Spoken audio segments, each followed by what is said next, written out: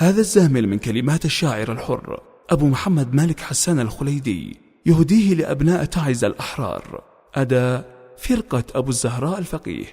لا تيأسي يا حالمة، نحن السيوف الصارمة، نحن الرجال الأوفياء ضد الفلول الغاشمة، نحن المدد فتصبطي، نحن الحماة الحازمة. يا حالمة كلا ولا نرضى بنورك نعتمة. لا تيأسي يا حالمة، نحن السيوف الصارمة، نحن جنودك يا تعز بالأرض مخلف قادمة، نحن صقورك يا تعز جئنا إليك ملحمة. لن تخضعي يا حالمة ومن طغى بنهزمه، نحن أسودك يا تعز من أرض نخلد عازمة. لا تيأسي يا حالمة، نحن السيوف الصارمة، وكل خاين أو عميل بالسم والله نطعمه، نحن يمينك والشمال من النواحي حاسمة.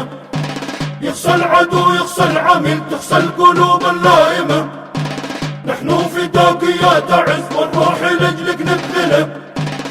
لا تيأسي يا حالمة، نحن السيوف الصارمة. لا تيأسي يا حالمة، نحن السيوف الصارمة، نحن الرجال الأوفياء ضد الفلول الغاشمة، نحن المدد فتصبطي، نحن الحماة الحازمة. يا حالمة كلا ولا نرضى بنورك نعتمة. لا تيأسي يا حالمة، نحن السيوف الصارمة، نحن جنودك يا تعز بالأرض مخلف قادمة، نحن صقورك يا تعز جئنا إليك ملحمة. لن تخضعي يا حالمة ومن طغى بنهزمه، نحن أسودك يا تعز من أرض نخلد عازمة.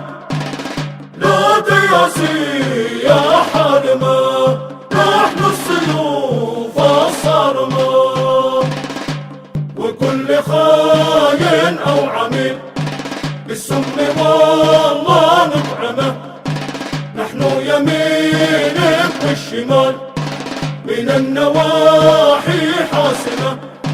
يخشى العدو يخشى العميل تخشى القلوب اللائمة، نحن فداك يا تعز والروح لأجلك نبذله. لا تيأسي يا حالمة، نحن السيوف الصارمة، نحن السيوف الصارمة. للتواصل 7120416118 أو 77 270 1217.